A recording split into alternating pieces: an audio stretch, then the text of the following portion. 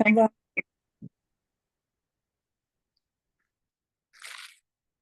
queridos amigos, companheiros de caminhada,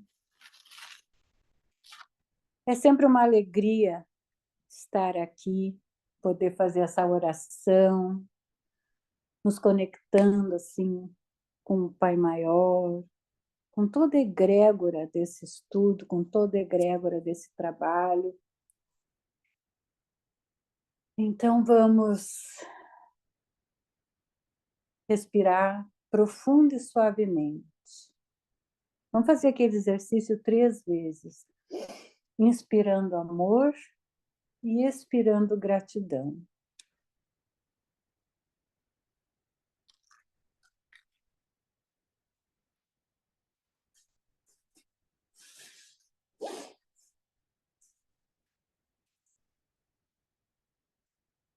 Agora, o nosso corpo mais relaxado, as batidas do nosso coração mais calmo, a nossa mente mais tranquila, sentindo a presença do nosso anjo da guarda, do nosso amigo, companheiro, sentindo a presença dos benfeitores espirituais, dos irmãos de luz, mensageiros celestes, já se fazem presente desde o momento que marcamos a reunião. Vamos elevando o nosso pensamento ao alto,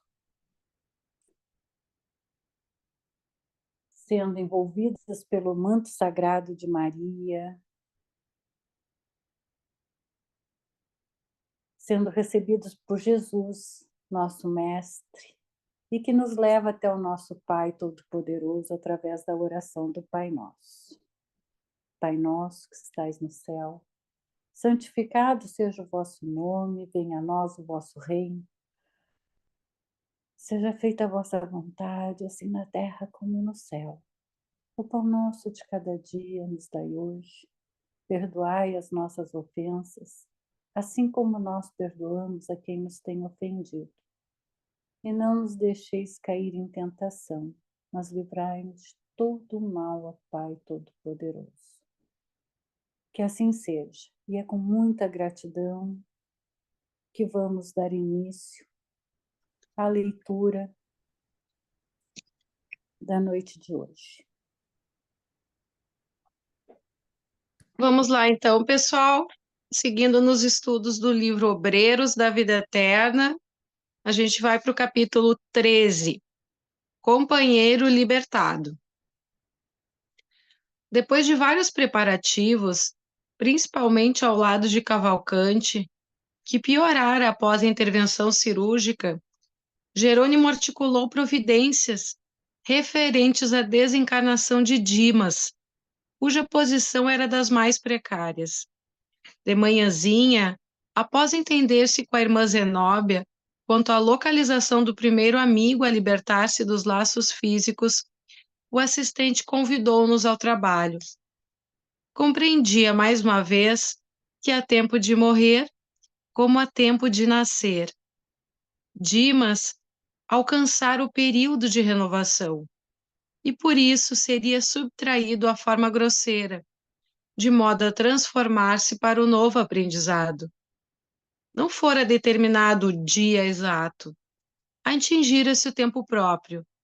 Recordando, contudo, meu caso particular e sequioso de elucidações construtivas, ousei interrogar nosso orientador enquanto regressávamos ao círculo carnal pela manhã. Prezado assistente, indaguei, releve-me o desejo de saber particularidades do serviço. Poderá, todavia, informar-me se Dimas desencarnará em ocasião adequada? Viveu ele toda a cota de tempo suscetível de ser aproveitada por seu espírito na crosta da terra? Completou a relação de serviços que o trouxera ao renascimento? Não, respondeu o interpelado com firmeza. não chegou a aproveitar todo o tempo pré-fixado. Oh, considerei levianamente. Terá sido como fui, suicida inconsciente. Penetrei nossa colônia nessa condição, e antes de obter a graça do refúgio renovador, experimentei acerbos padecimentos. Enunciando tal apreciação, ponderava sobre a tarefa especial de socorrê-lo. Razões fortes, de certo, motivariam o esforço que se levava a efeito, mas a informação do orientador desconcertava-me. Se o irmão referido não completar o tempo previsto ao roteiro de obrigações que lhe fora traçado, por que tamanha consideração? Mereceria o movimento excepcional de assistência individualizada? Que motivo impeliria a esfera superior a prestar-lhe tanta atenção? Jerônimo compreendeu, sem dúvida, a venenosa preocupação que me dominava o pensamento, mas absteve-se de longas explicações, confirmando simplesmente: não, André, nosso amigo não é suicida. Mais acertado seria silenciar raciocínios suspeitos. Entretanto, meu inveterado instinto de pesquisa intelectual era demasiado forte para que eu me dominasse. Fixando algo confundido, tornei a perguntar. Mas se Dimas não aproveitou todo o tempo de que dispunha, não terá também desperdiçado a oportunidade, como aconteceu a mim mesmo? Meu interlocutor estampou no semblante leve sorriso e acentuou compassivo. Não conheço seu passado, André, e acredito que as melhores intenções terão movido suas atividades no pretérito. A situação do amigo a que nos referimos, porém, é muito clara. Dimas não conseguiu preencher toda a cota de tempo que lhe era lícito utilizar, em virtude do ambiente de sacrifício que lhe dominou os dias na existência a termo. Acostumado desde a infância à luta sem mimos, desenvolveu o corpo entre deveres e abnegações incessantes. Desfavorecido de qualquer vantagem material no princípio, conheceu ásperas obrigações para ganhar a intimidade com as leituras mais simples.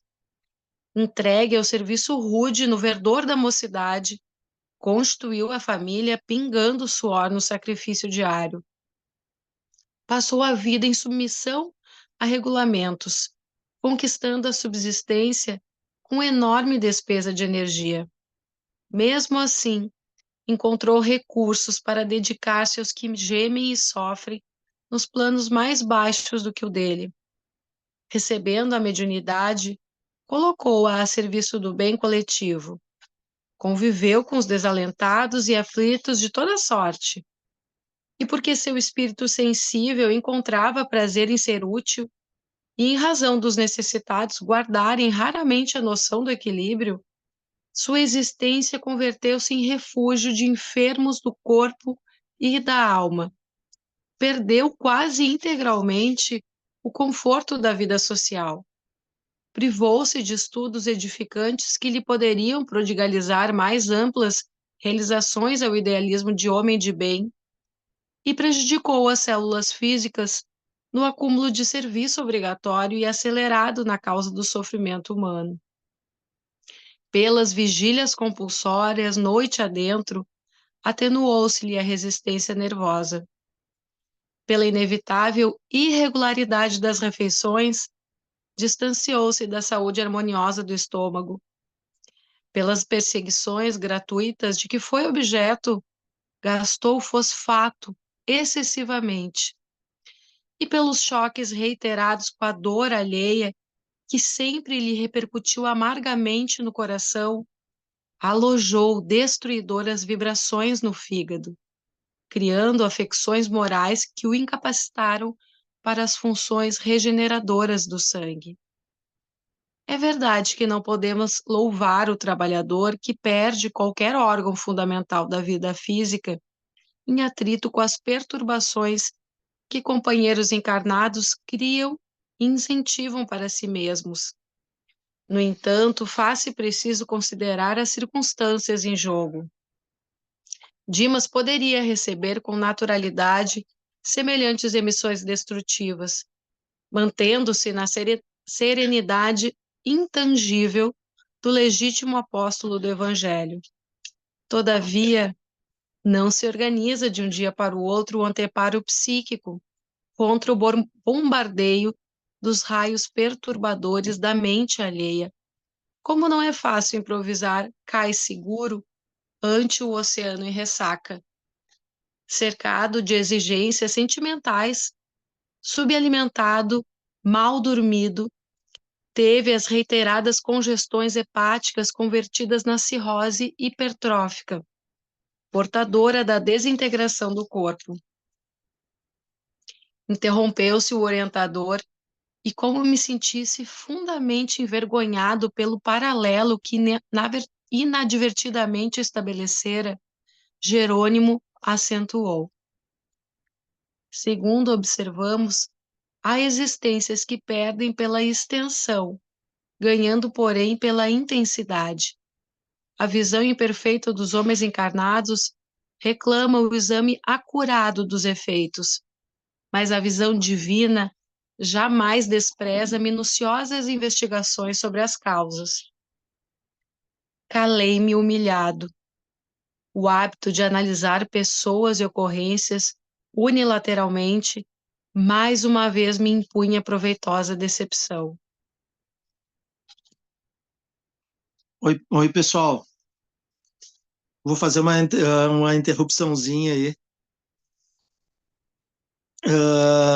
Eu queria fazer uma interrupção. Eu queria dar uma frisada nessa primeira página, tá? Deixa eu só o óculos aqui. Aqui. Eu queria fazer só um comentário dessa primeira página de todas as obras que a gente leu do André Luiz, tá?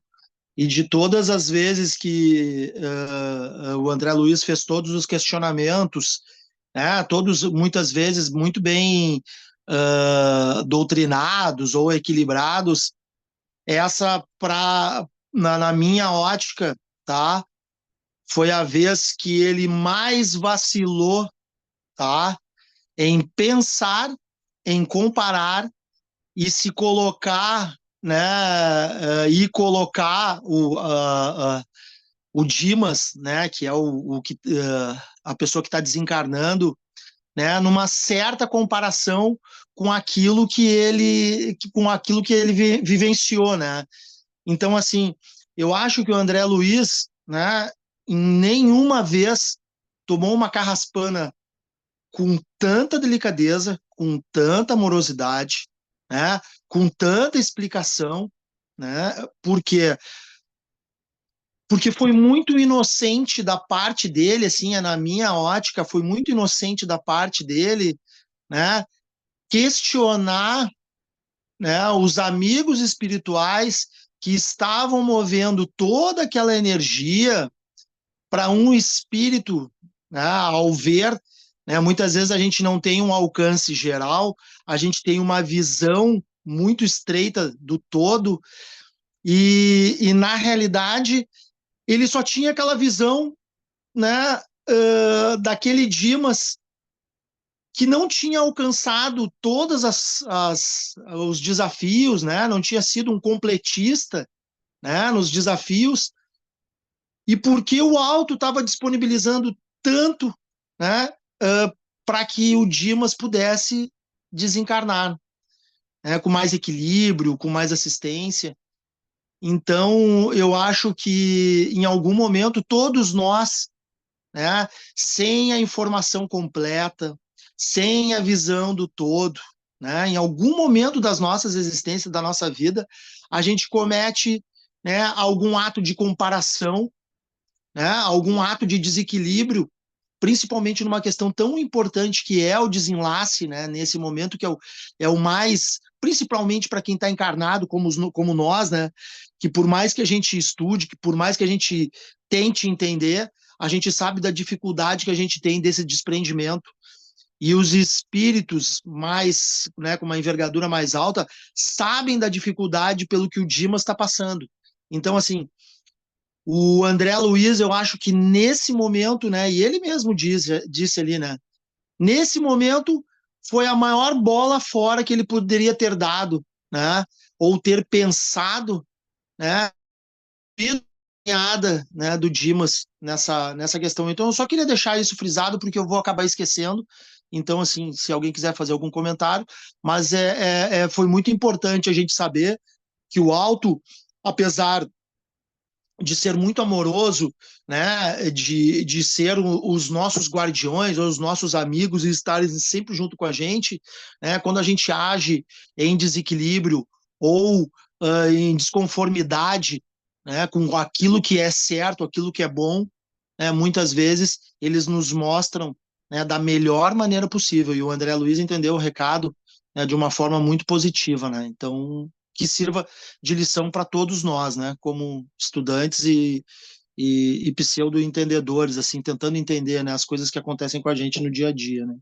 Então, só para deixar esse comentário, se alguém quiser fazer algum. Eu acho até que, e até uma lição bem grande, né? Porque, assim, na verdade, a gente é muito imperfeito ainda e a gente não tem, com certeza, a gente nunca vai ter a visão do todo, né, de uma situação, do que a pessoa está passando, por exemplo, ou até de, por exemplo, alguém que vai procurar ajuda na casa espírita ou na nossa convivência diária, né? Acho que a única coisa certa é que a gente nunca vai ter a visão do todo daquele espírito, né? Então, mais um motivo para a gente nunca julgar, né? A nossa mente ela é viciada em avaliar, comparar, julgar, já é uma coisa automática que a nossa mente faz. Mas o quanto é importante a gente se manter em vigilância e começar a frear isso e educar a nossa mente, porque, de fato, acho que a única certeza que a gente tem é que a gente não tem a visão do todo, né, da caminhada daquele espírito, né, como aconteceu com o Dimas. Então, assim, quem somos nós, né, para julgar se Deus que tem a visão do todo e da nossa caminhada, da nossa criação, não nos julga, quem somos nós, né, para estabelecer algum comparativo com a nossa caminhada com a do outro e acabar julgando, né? Eu acho que é bem legal mesmo essa lição. Posso seguir? Naturalmente, o assistente conhecia minha antiga posição, estaria informado de meus desvios anteriores, mas dignava-se evitar-me desapontamento mais fundo com referências comparativas. Assomaram-me recordações do passado mais nítidas e esclarecedoras. Inegavelmente, conduzir a minha última experiência como melhor me pareceu. Tomava refeições calmas e substanciosas a horas certas. Dera-me a estudos prediletos. Dispunha de meu tempo com rigorosa independência nas decisões. Cerrava a porta aos clientes antipáticos quando me faltava disposição para suportá-los. Nunca molestara o fígado por sofrimentos alheios, porque era ele pequeno para conter as vibrações destruidoras de minhas próprias irritações ao sentir-me contrariado nos pontos de vista pessoais. E, sobretudo, aniquilar o aparelho gastrointestinal pelo excesso de comestíveis e bebedices, aliados à sífilis, a que eu mesmo dera guarida, levianamente. Havia, portanto, muita diversidade entre o caso Dimas e o meu. O dedicado servidor do bem empregara as possibilidades que o céu lhe confiara em benefício de outrem. Quanto a mim, centralizado em mim mesmo, gozara essas possibilidades até o clímax, perdendo-me pela abusiva saciedade. Jerônimo era, porém, suficientemente bom para não comentar realidades tão duras, reafirmando a generosidade espontânea que o caracterizava, desarticulou minhas impressões desagradáveis, tangendo assuntos novos. Em breve, chegávamos à residência do enfermo, cujo estado era gravíssimo. Alguns amigos desencarnados velavam atentos. Iluminada entidade, que evidenciava grande interesse pelo agonizante, acercou-se do assistente, indagando se o decesso fora marcado para aquele dia. Sim, esclareceu o interpelado. A resistência orgânica terminou. Estamos autorizados a aliviá-lo, o que faremos hoje, alijando-lhe o fardo pesado de matéria densa.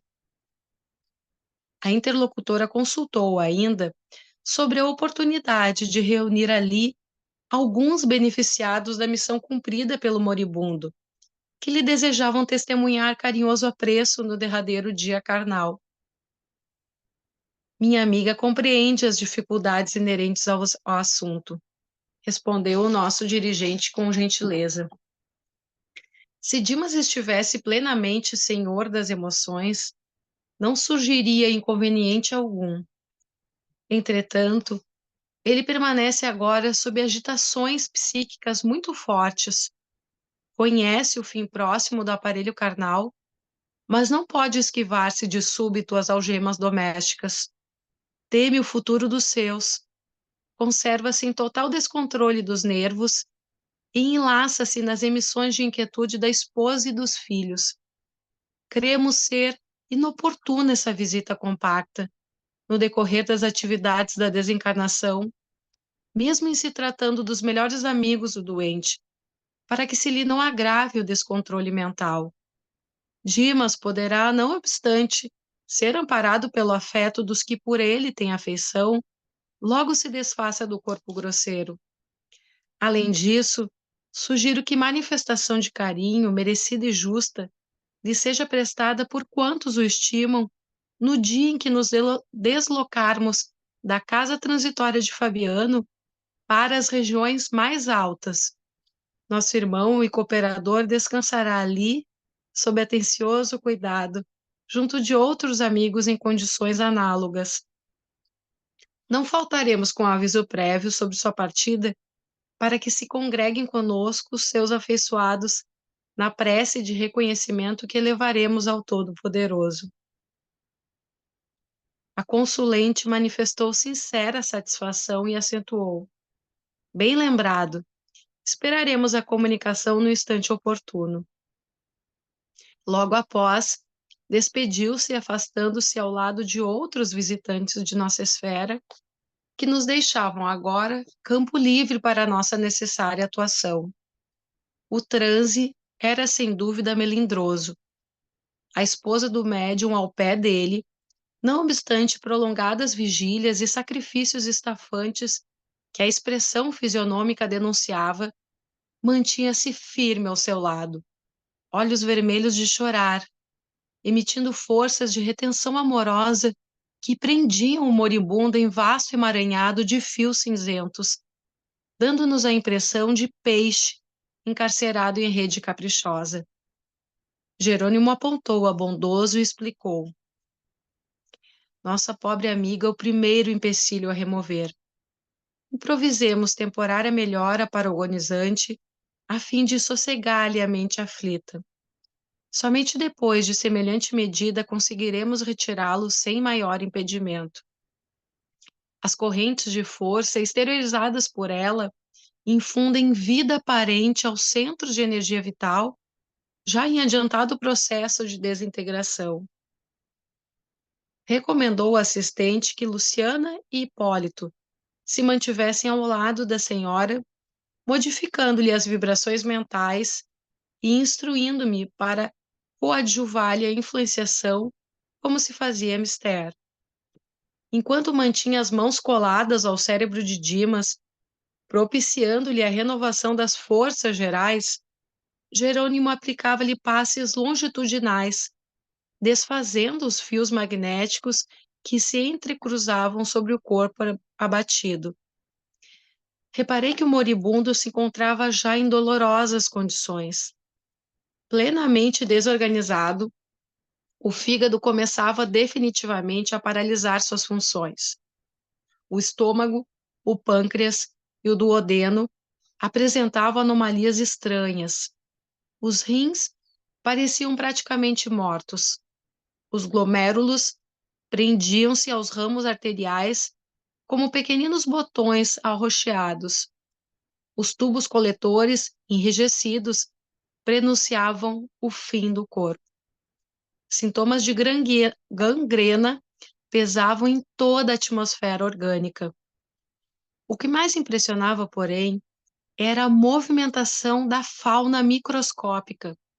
Corpúsculos das mais variadas espécies nadavam nos líquidos acumulados no ventre, concentrando-se particularmente no ângulo hepático, como a buscarem alguma coisa com avidez nas vizinhanças da vesícula.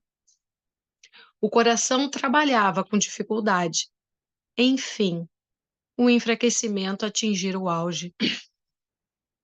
Precisamos fornecer-lhe melhoras fictícias, asseverou o dirigente de nossas atividades, tranquilizando-lhes os parentes aflitos. A câmara está repleta de substâncias mentais torturantes. O assistente principiou então a exercer intensivamente sua influência. Dimas, de raciocínio obnubilado pela dor, não divisava a nossa presença. Os atritos celulares, pelo rápido desenvolvimento dos vírus portadores do coma, impediam-lhe percepções claras. As proveitosas faculdades mediúnicas que ele possuía haviam caído em temporário eclipse ante os choques do sofrimento. Era, porém, extremamente sensível à atuação magnética. Pouco a pouco, com a interferência de Jerônimo, o amigo acalmou-se, respirou em ritmo quase normal, abriu os olhos fundos e exclamou reconfortado: Graças a Deus, louvado seja Deus. Um dos filhos, a contemplá-lo, de olhos súplices, seguiu-lhe as palavras ansioso, indagando num gesto de alívio. Melhorou, papai? Oh, sim, meu filho, agora respiro mais livremente. Sente os amigos espirituais ao seu lado? Tornou o rapaz cheio de fé. O enfermo sorriu, algo triste, e retrucou: Não, quero crer que o sofrimento físico cerrou a porta que me comunicava com a esfera invisível. Mesmo assim, estou muito confiante. Jesus não nos desampara. Fixou a companheira em lágrimas e aduziu: Todos nós experimentaremos a solidão nos grandes momentos de aferir valores espirituais. Estou convencido de que os nossos guias do plano superior não me olvidarão as necessidades. Entretanto, não devo esperar que tomem cuidado permanente comigo. Falava em voz quase imperceptível, em virtude do abatimento, entrecortando as palavras na respiração opressa. A senhora, vacilante, estava inteiramente amparada por Luciana, que a abraçava afetuosa. Viam-se-lhe os sinais de angustioso cansaço.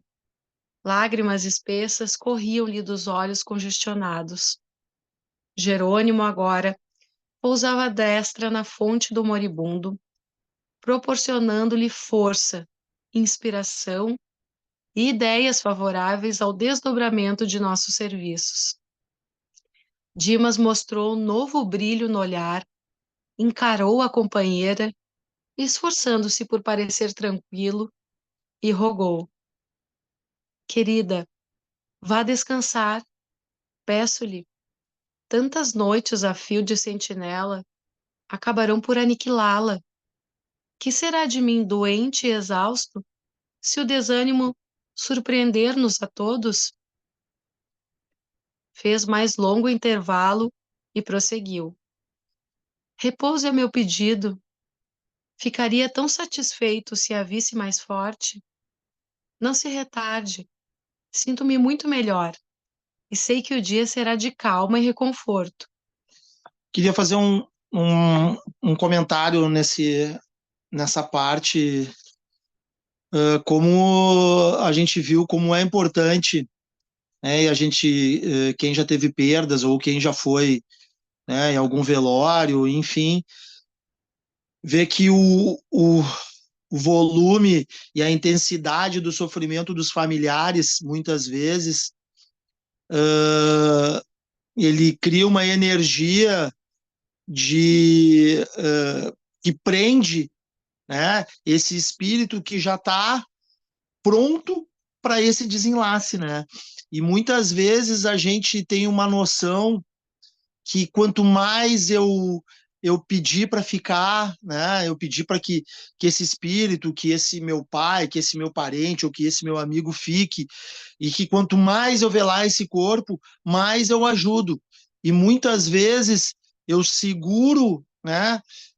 Esse corpo, né? Eu seguro esse espírito, né? Nesse corpo que ele já não tem mais condições, né? Essa sustentação.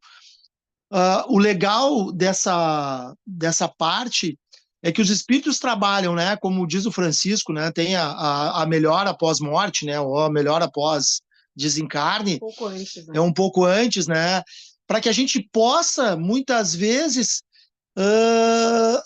conseguir esse desprendimento, né? Pedir para que a gente possa né? Ou se despedir, né? No momento da despedida, ou para que os nossos amigos espirituais possam trabalhar a nosso favor, né? Pode falar aí, Jaque. Não, é rapidinho. Isso é muito interessante, porque eu sempre fui muito ligada à minha mãe. Vou chorar, claro. E uma vida inteira do lado dela. Quando ela adoeceu, eu cuidei dela tudo, e de repente, nada mais que de repente, eu resolvi ir para a Bahia. Eu estava há um mês na Bahia, minha mãe morreu. Aí eu digo, como? Eu estava ali com ela, sabe? Eu digo, não é possível. E ela estava bem, entende? Bem, entre aspas, né? Fazendo tratamento, Sim. tudo. E ela disse, não vai, minha filha, não sei o que, estava ótima, tudo. E aí depois, claro, eu no centro espírita pedi uma consulta, porque eu fiquei acabada, né? Gente, ela morreu porque eu saí de perto dela, eu pensei. Não, bem pelo contrário, me afastaram a mensagem, por escrito eu recebi, que eu fui afastada para não atrapalhar o desencarne dela. Porque, por duas razões, porque eu não queria que ela morresse e Claro. ela não queria me deixar, entende? Então, como ela sabia que eu estava realizando um sonho de morar na Bahia, ela partiu feliz, Sim. Sim. né? Muito interessante, e lembra muito o que foi colocado aqui, né? A questão dos fios, né, que vão ligando, porque como é que tu vai desejar que a mãe vá morrer logo, né? Isso aí é impossível para um filho, né? Então, realmente, tu acaba criando uma conexão que naturalmente e até inconscientemente tu acaba segurando a pessoa que já tem uma hora, que já está no seu momento, mas que, né, é inevitável, né? Os sentimentos, a vida, a ligação, tudo às vezes acaba até atrapalhando, né, o momento. E como é interessante, Exatamente. né, Jaque? Como é interessante a gente abordar isso no livro, porque tu já vivenciou praticamente uma questão muito parecida com isso que está acontecendo, né? E a gente repete assim, acho que uma existência inteira, né? Tanto nos estudos, acho que como nas palestras e como nos atendimentos, é que a gente nunca está desassistido, né? Muitas vezes a gente entra em solidão profunda, a gente acha que em um momento como esse não tem mais ninguém por nós, né? A gente está praticamente sozinho, né? Em um momento onde a gente está tendo a perda de uma pessoa que a gente ama muito, né? Muitas vezes por um apego excessivo que nós temos, né? A essa pessoa, as coisas que tudo é nosso, né? Os filhos são nossos, os pais são nossos, né? Tudo é nosso, né? Então, quanto mais apego a gente tem, né? Fora o apego material, sem ser as pessoas que a gente ama, né? Tem esse apego pelo amor, né? Incondicional por filhos e pais, né? Ou esposo, ou outras pessoas que a gente ama e que nós não conseguimos largar. E muitas vezes a gente acha que existe uma injustiça quando essa pessoa parte, né? E na realidade, né, a gente vê que as coisas são muito perfeitas, muito bem encaminhadas. Até na questão do Dimas, quando ele comenta lá antes, né, que o amigo espiritual comenta, que o Dimas teve uma vida sofrida, né? É. Ele foi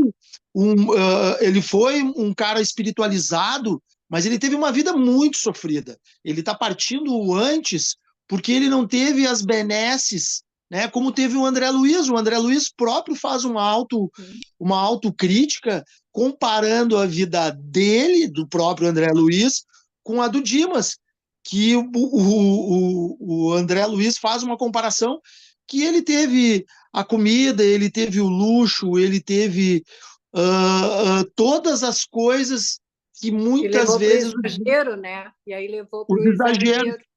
Perfeito. E aí E aí, foi o suicídio, né? E, então, na e o realidade, egoísmo dele também, né? Oi? Por egoísmo. O egoísmo então a gente vê que isso é um parâmetro assim muito próximo da gente, né? As coisas são muito parecidas, né? Então, do que a gente vive no dia a dia. Por isso que eu interrompi, porque é bom a gente deixar bem claro, assim, muitas vezes, né, nesse sofrimento profundo, principalmente para quem estuda ou para quem conhece quem sofra por isso, que muitas vezes os desígnios a gente não consegue ter o alcance, né? Não ter a visão, né? Então, é só para fazer essa interrupção para a gente poder partir, que agora vai ter uma nova. Vamos lá, então. Cedendo às instâncias do esposo e docemente constrangida pela influência de Luciana e Hipólito, a matrona recolheu-se ao quarto. Em vista das melhores obtidas, houve expansão de júbilo familiar. O médico foi chamado. Adiante, o clínico asseverou que os prognósticos contrariavam suposições anteriores.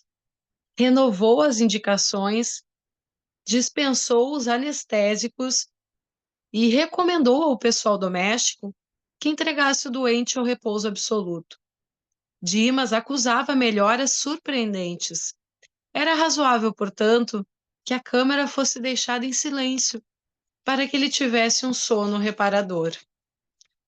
O Esculápio atendia-nos ao desejo. Em breves minutos, o compartimento ficou solitário, facilitando-nos o serviço. O assistente distribuiu o trabalho a todos nós. Hipólito e Luciana, depois de tecerem uma rede fluídica de defesa em torno do leito, para que as vibrações mentais inferiores fossem absorvidas, permaneceram em prece ao lado, enquanto eu mantinha a destra sobre o plexo solar do agonizante. Iniciaremos agora as operações decisivas, declarou-nos Jerônimo resoluto. Antes, porém, forneçamos ao nosso amigo a oportunidade da oração final. O assistente tocou demoradamente na parte posterior do cérebro. Vimos que o agonizante passou a emitir pensamentos luminosos e belos. Não nos via, nem nos ouvia, de maneira direta, mas conservava a intuição clara e ativa. Sob o controle de Jerônimo, experimentou a imperiosa necessidade de orar. E, embora os lábios cansados prosseguissem imóveis, assinalamos a rogativa mental que endereçava ao Divino Mestre. Meu Senhor Jesus Cristo, creio que atingi o fim de meu corpo, do corpo que me deste por algum tempo, como dádiva preciosa e bendita. Eu não sei, Senhor, quantas vezes feri a máquina fisiológica que me confiaste. Inconscientemente, quebrei-lhe as peças com meu descaso, menosprezando patrimônios sagrados, cujo valor estou reconhecendo em mais de 12 meses de sofrimento carnal incessante. Não te posso implorar a bênção da morte pacífica, porque nada fiz de bom ou de útil por merecê-la. Mas se é possível, amado médico, socorre-me com o teu compassivo e desvelado amor. Curaste paralíticos, cegos e leprosos, por que te não compadecerás de mim, miserável peregrino da terra? Seus olhos deixaram escapar lágrimas abundantes. Após breves minutos, observamos que o agonizante recordava a meninice distante. Na tela miraculosa da memória, revia o colo materno e sentia a sede do carinho de mãe. Oh, se pudesse contar com o socorro da abençoada velhinha que a morte arrebatara há tantos anos, refletia. Premido pelas doces reminiscências, modificou o quadro da súplica, lembrou a cena da crucificação de Jesus. Insistiu mentalmente por vislumbrar o vulto sublime de Maria e, sentindo-se de joelhos diante dela, implorou: Mãe dos céus, Mãe das mães humanas, refúgio dos órfãos da terra, sou agora também um menino frágil com fome do afeto maternal nesta hora suprema. Ó Senhora Divina, Mãe de meu Mestre e de meu Senhor, digna-te abençoar-me. Lembra que teu Filho Divino pôde ver-te no derradeiro instante. Intercede por mim, mísero servo, para que eu tenha a minha Santa Mãe ao meu lado no minuto de partir. Socorre-me, não me abandones, anjo tutelar da humanidade, bendita entre as mulheres. Ó providência maravilhosa do céu, convertera-se o coração do moribundo em foco radioso e a porta de acesso deu entrada à venerável anciã, coroada de luz semelhando neve luminosa. Ela se aproximou de Jerônimo e informou, após desejar-nos a paz divina. Sou a mãe dele. O assistente comentou a urgência da tarefa que nos aguardava e confiou-lhe o depósito querido. Em breves instantes, tínhamos perante os olhos inolvidável quadro afetivo. Sentara-se a velhinha no leito, depondo a cabeça do moribundo no regaço acolhedor, afagando-a com as mãos cariciosas. Em virtude do reforço valioso no setor da colaboração, Hipólito e Luciana, atendendo ao nosso dirigente, foram velar pelo sono da esposa, para que as suas emissões mentais não nos alterassem o esforço. No recinto, permanecemos os três apenas. Dimas, experimentando indefinível bem-estar no regaço materno, parecia esquecer agora todas as mágoas, sentindo-se amparado como criança semi-inconsciente, quase feliz. Ordenou Jerônimo que me conservasse vigilante, de mãos coladas à fronte do enfermo, passando logo após ao serviço complexo e silencioso de magnetização. Em primeiro lugar, insensibilizou inteiramente o vago, para facilitar o desligamento nas vísceras. A seguir, utilizando passes longitudinais, isolou todo o sistema nervoso simpático, neutralizando mais tarde as fibras inibidoras do cérebro. Descansando alguns segundos, asseverou: Não convém que Dimas fale agora aos parentes. Formularia talvez solicitações descabidas. Indicou o desencarnante e comentou sorrindo. Noutro tempo, André, os antigos acreditavam que entidades mitológicas cortavam os fios da vida humana. Nós somos parcas autênticas efetuando semelhante operação. Por que eu indagasse tímido por onde iríamos começar, explicou-me o orientador. Segundo você sabe, há 3 regiões orgânicas fundamentais que demandam extremo cuidado nos serviços de liberação da alma. O centro vegetativo, ligado ao ventre, como sede das manifestações fisiológicas, o centro emocional, zona dos sentimentos e desejos, sediado no tórax, e o centro mental, mais importante por excelência, situado no cérebro. Minha curiosidade intelectual era enorme. Entendendo, porém, que a hora não comportava longos esclarecimentos, abstive-me de indagações. Jerônimo, todavia, gentil como sempre, percebeu-me propósito de pesquisa e acrescentou: Noutro ensejo, André, você estudará o problema transcendente das várias zonas vitais da individualidade, aconselhando-me cautela na administração de energias magnéticas. A mente do moribundo começou a operar sobre o plexo solar, desatando laços que localizavam forças físicas. Com espanto, notei que certa porção de substância leitosa extravasava do umbigo, pairando em torno. Esticaram-se os membros inferiores com sintomas de esfriamento. Dimas gemeu em voz alta, semi-inconsciente. Acorreram amigos assustados. Sacos de água quente foram-lhe apostos nos pés. Mas antes que os familiares entrassem em cena, Jerônimo, com passes concentrados sobre o tórax, relaxou os elos que mantinham a coesão celular no centro emotivo, operando sobre determinado ponto do coração, que passou a funcionar como bomba mecânica desreguladamente. Nova cota de substância desprendia-se do corpo, do epigastro à garganta, mas reparei que todos os músculos trabalhavam fortemente contra a partida da alma, opondo-se à libertação das forças motrizes em esforço desesperado, ocasionando angustiosa aflição ao paciente. O campo físico oferecia-nos resistência, insistindo pela retenção do senhor espiritual. Com a fuga do pulso, foram chamados os parentes e o médico, que acorreram pressurosos. No regaço maternal, todavia, e sob nossa influenciação direta, Dimas não conseguiu articular palavras ou concatenar raciocínios. Alcançáramos o coma em boas condições. O assistente estabeleceu reduzido tempo de descanso, mas volveu a intervir no cérebro. Era a última etapa.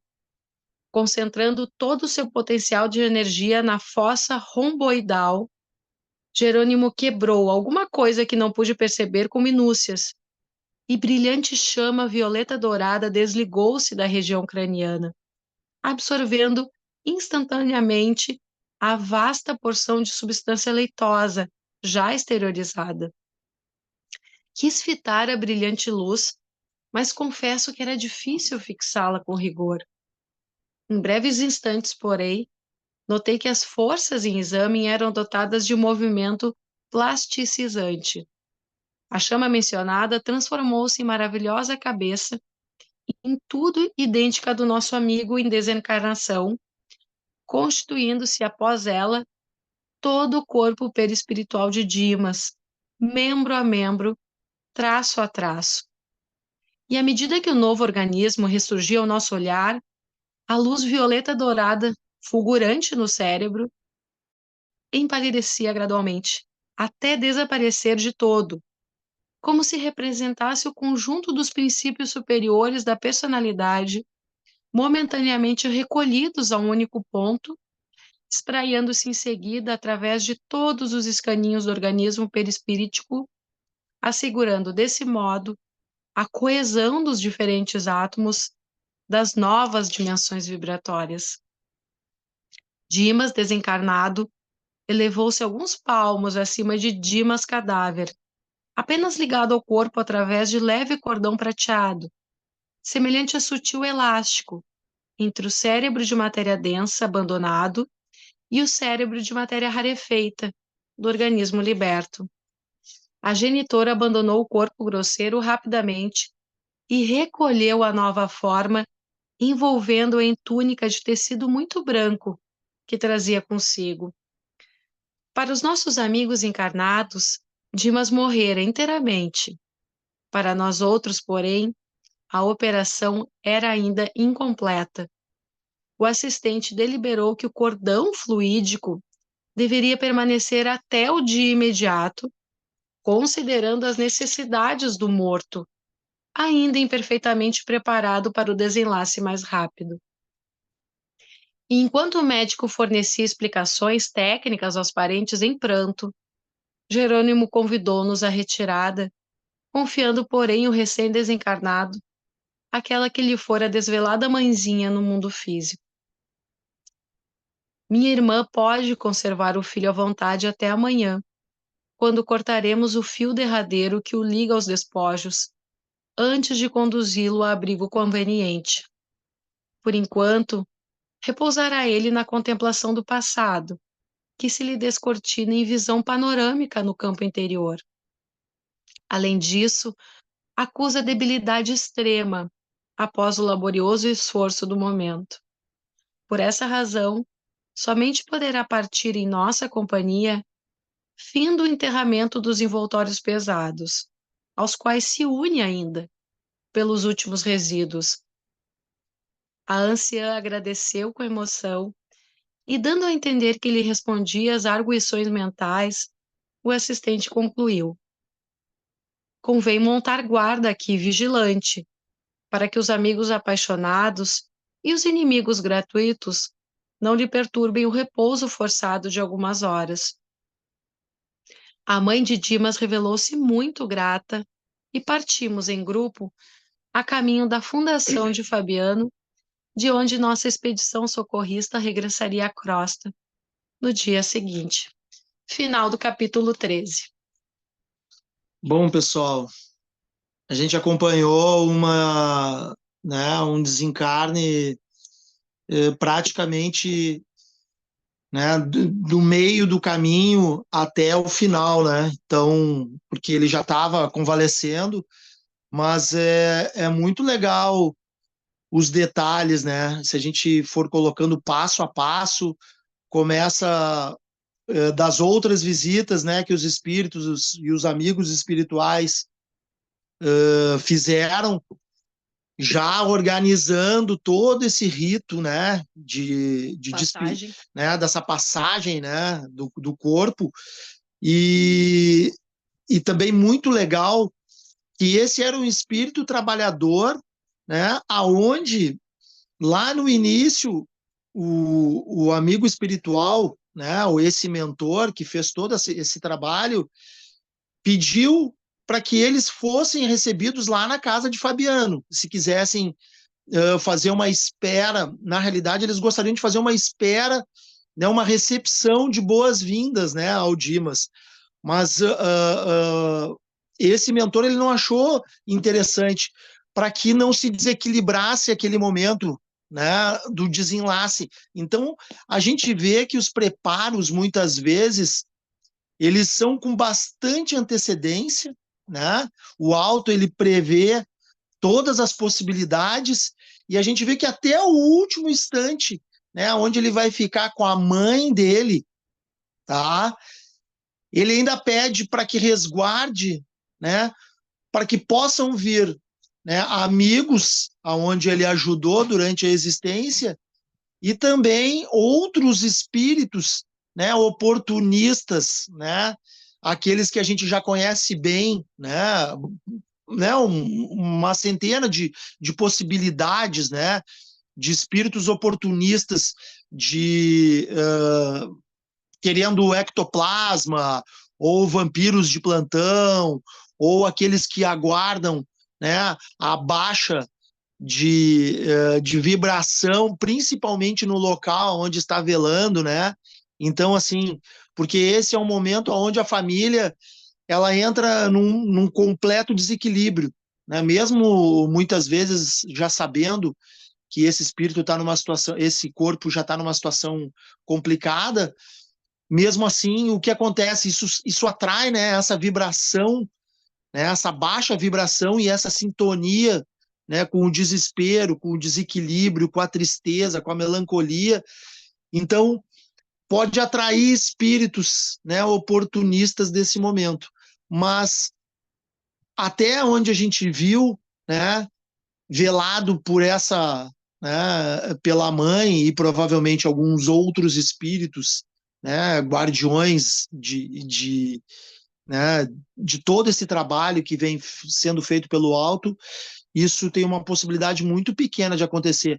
É muito legal a gente ver, né, de tudo que a gente estuda, de tudo que a gente lê, de tudo que a gente vivencia, né, é muito legal saber que sempre tem alguém por nós, mesmo em situações como essa, né, aonde nós, como um corpo momentâneo, um espírito eterno, nós ficamos no momento mais fragilizado, e é nesse momento que as nossas, né, que as nossas conquistas, que os nossos fardos que a gente carrega durante a vida, né, muitas vezes tem que carregar o fardo com satisfação, porque é ele que nos ensina. Nós não estamos, né, sozinhos, e as nossas conquistas nos trazem benefícios, né?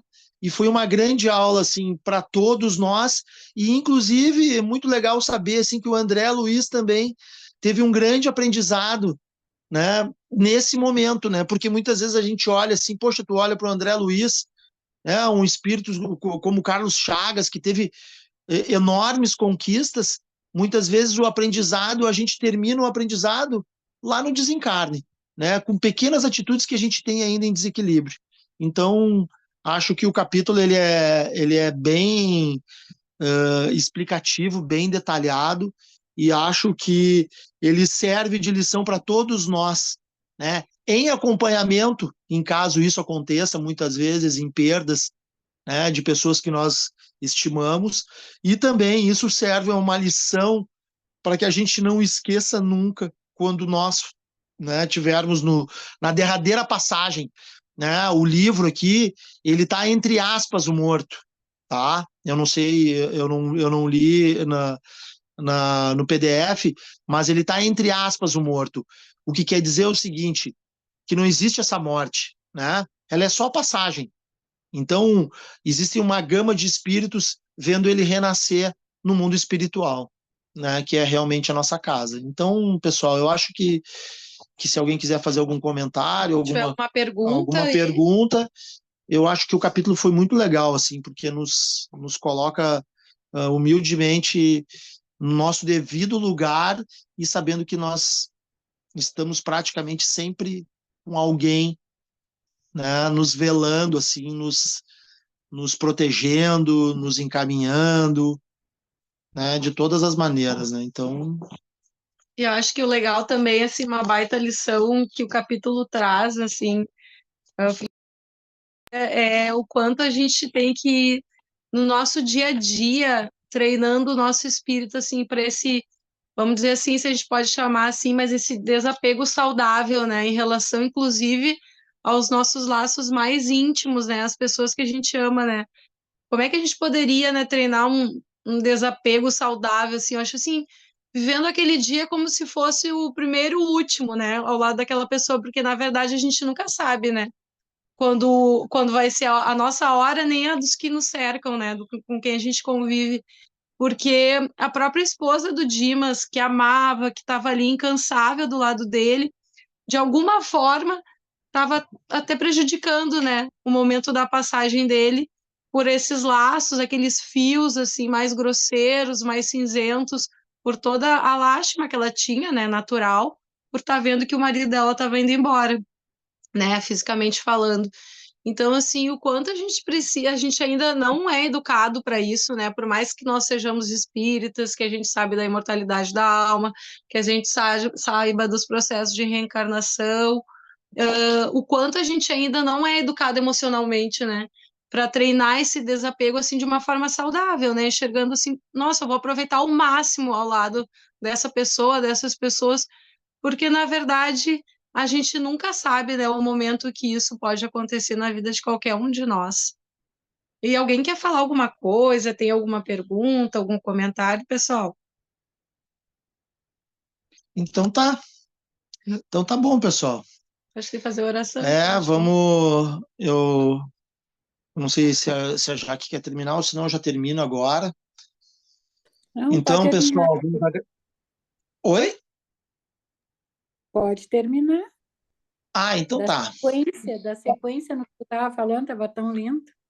Então vou dar sequência, então, para a gente seguir nessa vibração da aula, aonde, né, com bastante humildade a gente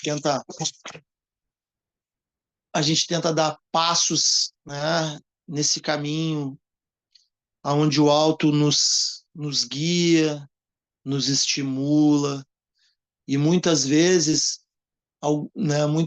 nos dá um empurrãozinho para que a gente possa crescer, né, tanto na nossa vida corporal, quanto na nossa vida espiritual. E que possamos cada vez mais entender que a nossa vida, né, a nossa existência, ela é um eterno aprendizado. Então que possamos, que essa aula possa reverberar por toda essa noite, que possamos estar sempre conectados com os nossos amigos, com os nossos mentores, e em todos os momentos de dificuldade, né, que a gente possa fixar isso, né, nas nossas mentes, né, em todo o nosso ser, que nunca estaremos sozinhos, né? Então, a nossa sintonia com o alto, com o bom, né, com aquilo que é mais sagrado, possa sempre nos fortalecer. Pai nosso que estais no céu, santificado seja o vosso nome, venha a nós o vosso reino, seja feita a vossa vontade, assim na terra como no céu. O pão nosso de cada dia dai-nos hoje, perdoai as nossas ofensas, assim como nós perdoamos a quem nos tem ofendido, e não nos deixeis cair em tentação, mas livrai-nos de todo mal, que assim seja. Isso